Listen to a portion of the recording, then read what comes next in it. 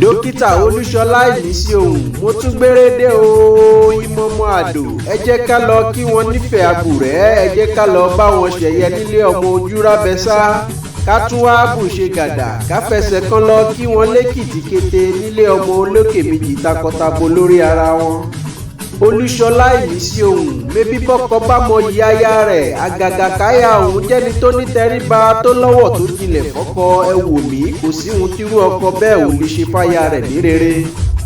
èyí ló wá wú mi lórí jọjọ tí mo fi fẹ́ gbéra láti rèé jíṣẹ́ tí dókítà oníṣègùn èbó ìyẹn Sunday ọmọlájayé ọmọ olúfẹ́ àgùrẹ́ tó fi rán mi sáyà rẹ̀ olúbùkọ́lá ọmọlájayé ọmọ wọn lẹ́kìtì kété níbi àpáta ti gbé ńlalẹ̀ òdìpọ̀ koríko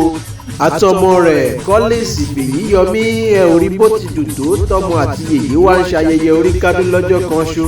àbẹ́ ògbọ́ aláṣepélé dùmàrè ọba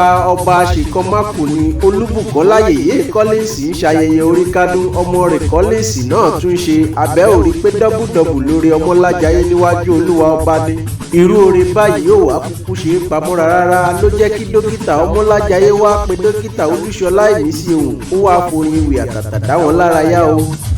yèyé kọ́lẹ́sì súnmọ́ bí o abiyamọ tòótọ́ aya rere lọ́ọ̀dẹ̀ ọkọ aya tí ń dúró gbágbágbá tọkọ níjọ́ ogun balẹ̀ àtiwọ́ àtọmọ rẹ ikú ò ní pa yín àrùn ò ní ṣe yín a ò ní wá yín tì ẹ ò ní dẹni àgbègbè bí ọ̀gẹ̀dẹ̀. ǹlẹ́ o yèyé kọ́lẹ́sì olúbùkọ́lá ẹniọlá aya ọmọlájayé níbí ìwọ lọmọ olókè méjì takọtabo lórí ara wọn. nílé bàbá yín kàkà kí koríko lálẹ́wù látàdé wọn àpáta gàǹgà ló lálẹ́wù àwọn òpè tí ó mọ̀dí ọ̀rọ̀ wọn ò mọ pápátá gàǹgà náà ní iye ọmọ èkìtì mébé òun lèmi ṣe ń pè yín lọ́mọ olókè méjì takọtabo lórí ara wọn. yẹ̀yẹ́ mi lẹ́ ọmọ alágogo dẹ àjílù worowóró ọmọ ọgbẹ́ tí ń jẹun sẹ́rinṣẹ́rin gbogbo bẹ́ẹ̀ tí mákàrà sábẹ́ òjẹ́ ni mo kúkú rí o àmọ́ ó yé mi pé kì í ṣe pẹ́ láwọn ni ó kúkú yé mi yéké pé ìṣẹ̀dálẹ̀ baba ńlá ayé ni ọmọ adára lóye bí òyìnbó ni ọ́ ọmọ adára lórí ẹṣin rèǹtèrèǹtè olúbùkọ́lá ìwọ lọmọ iyùn ńlá baba àwọn ìlẹ̀kẹ̀ ìwọ lọmọ ìlẹ̀kẹ̀ tí ń gbórí àtẹ̀wọ́nú ìlú wa ọmọ lídọ̀fin ìdábòyè ọmọ wa ọmọ ẹkùn mú kíọkíọ. ẹniọlá aya ọmọlájayé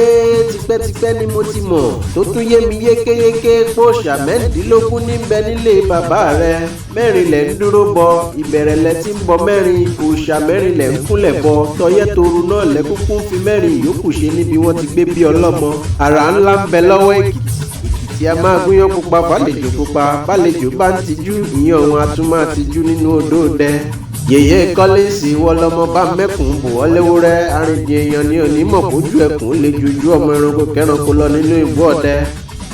olúbùkọ́lá ọmọ aṣọ yẹ́sọ̀rọ̀ òní pọ́dún jẹ torí pé àkànnàmọ̀gbò kì í pọ́dún tiẹ̀ jẹ ọmọ asàpátádowó ọmọ asòkè dọ́là a ò kúkú níwá ọtí lórí ilẹ̀ àwọn alààyè bọ́dún bá ti ń dun àjíǹde ara máa jẹ́ fún ọ tọmọtọmọ. dókítà Olúṣọlá Imisiohun ẹ jẹ́ kí n wá síkọ̀ ó dilé olúfẹ́ nífẹ̀ẹ́ ọ̀dáyé níbi ojúmọ́ ti gbé mọ́ ọ wá ẹ jẹ́ kí n wá máa relé ọmọ ojúrábẹ́sà o. mébí bí wọ́n bá kúkú ti gbé bí bàbá ọmọ náà ní kúkú ń ṣe lé ọmọ Ifẹ̀ nílé dókítà Sunday ọmọlájayé náà ló fẹ́ jẹ́ kí n wá kí kọ́lẹ́sì mọ́ bàbá rẹ̀ nílé ọmọ Odùduwà àtẹ̀wọ̀n. ọmọ ò lè jọ bàbá ká máa bínú ọmọ láyé ń bí ńlẹ́ o kọ́lẹ́sì fèyí yọmí ìfẹ́ olúwa ni mí jésù jù wọ́n ọmọ ọmọlájayé ńlẹ́ òkú oríire wọn ló tún lé lọ́dún kan lókè èèpẹ̀ sí òkú oríire sẹ́ẹ̀ wàá dàgbà wàá dògbó olúwa ṣe ọ́ lólú ọmọ aṣẹ̀dá ò ní fi ọ́ pa àwọn tó bí ọ lẹ́kún kọ́lẹ́sì a ò ní wá ọtí àní wàá dolú ọmọ wàá gbogbo òdílé yọ wàá ṣe fún bàbá tòun màmá jẹ ọmọ bíi Samuel inú bíbélì lolúwa ṣe ọ́ o mi bọ́mọ tẹ́yà bá bí ẹyá náà ní kúkú ń jọ ẹ wo bí kọ́lẹ́sì ti jọ bàbá rẹ̀ jọjọ ìwọ gangan làbá máa pè lólú ọmọ Ifẹ̀ ọ̀dáyé níbi ojúmọ́ ti mọ́ wálé ayé porogodo. a kì í dúró kí wọ́n nífẹ̀ẹ́ òòyì lakùn a kì í bẹ̀rẹ̀ kí wọ́n nífẹ̀ẹ́ òdòlú kò bẹ̀rẹ̀ kò dúró là kí wọ́n nífẹ̀ẹ́ ọ̀ọ́ni ẹ̀yin lọ́mọ ọ̀jájá fìdí ọ̀tẹ̀ jálẹ̀ bẹ́ẹ̀ bá délé kẹ́ ẹ bá mi kí kábíyèsí Adéyẹyè Ògúnwùsì Múṣífìlà forí adé ọba wa. ọmọ olódò kan aṣọ tẹ́rẹ́rẹ́ ọmọ olódò kan aṣọ tàràrà ọmọ olódò kan aṣọ wéréke ó ṣọ̀gbẹ̀kulé ọṣìlẹ̀ ó dà bàtà ó wá dẹ́kulé adéwálé wá dalagba lúgbó omi ǹjẹ́ omi náà ló wá dèwọ̀ fún ní kẹ́kẹ́ tí ò gbọ́dọ̀ bomi, ó dèwọ̀ fálágbàjà kò gbọ́dọ̀ bùwẹ̀. ìdá oníṣọ̀bọ̀rọ̀ ọmọ ojúrábẹ́sà nìkan náà ni ó modò náà gbẹ. bẹ́ẹ̀ bá wá ń fi ṣọ̀bọ̀rọ̀ ojú wọn mí máa pé kíbi dandan mò ń jẹ́ talábẹ́ ṣékélé o. ohun mẹ́rin ní múlé olúfẹ́ wù mí lọ, mẹ́ta ní wá gbọgbẹ́ lọ́kàn mi tí múlé bàbá wọn sú mi lọ. Olúṣọlá bí n bá rántí bàǹtẹ́ gbọ́rọ̀ tí ń bẹ nílé olúfẹ́, tí mo rántí yẹ̀gì ọwọ́ pẹ̀lú yẹ̀gì ẹsẹ̀, tí mo rántí aṣọ àlà funfun gbòǹkanlẹ̀, tí mo tún wá rántí ìfárí apá kan yìí kọnù ilé olúfẹ́ àwọn mi. àmọ́ bí n bá rántí àpadárí ọ̀ni àtàpàlàdọ̀ odindi ọ̀ni tòun tẹbọ rírú ìgbà gbogbo, ilé ọmọ ojúrábẹ́sà máa sú mi níní lọ. ẹ rí nílé olúfẹ́ ni mo ti rìn tí mo rí ibi tí wọ́n ń tan fìtílà jẹ yán sàn, tí mo rí ibi tí wọ́n ń fòkìnì gúnyán jẹ tí yán òun kì í ní kókó bẹ́ẹ̀ iyán wọn kì í lẹ́mọ. ìbà ọmọ olúfẹ́ Olúṣọlá mo sì bá gbogbo ọmọ àdìmúlà. ǹjẹ́ Collins Fèyíyọmí ọmọ Olúbùkọ́lá Ẹniọlá aya Ọmọlájayé tọmọ tìyá ẹ kú ọdún òní o, mo wúre fún yín, ẹ ò ní rámáyé ẹ̀bìbì ò ní pepo yín tiyetiye. Madam Olúbùkọ́lá Ẹniọlá àtiwá àtọmọ rẹ Collins Jésù jù wọ́n, ọkọ rẹ ló ní kí n wá kí yín, ó ní àṣírí ṣàmọ́dún o.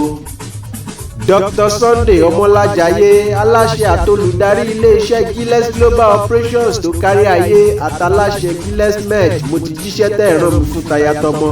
Dr. Ọmọlájayé ẹ kú ìnáwó nára, iṣẹ́ yín ò ní dìṣẹ́, ìlọsíwájú á máa bá yín lọ́jọ́ gbogbo.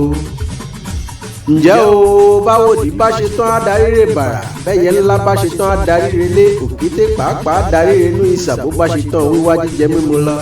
dókítà Olúṣọlá Imisiohun mò ń darí relé bàbá mi lẹ́gbàá Ìkìrìkú nílé Ìjàgùnà, èmi lọmọ afọ̀kókò parére, èmi lọmọ ẹja ńlá tí ń gbénú ibú tí ń ṣòro, èmi lọmọ èrè tí ń gbódò ṣàwọ̀rọ̀ mìíràn.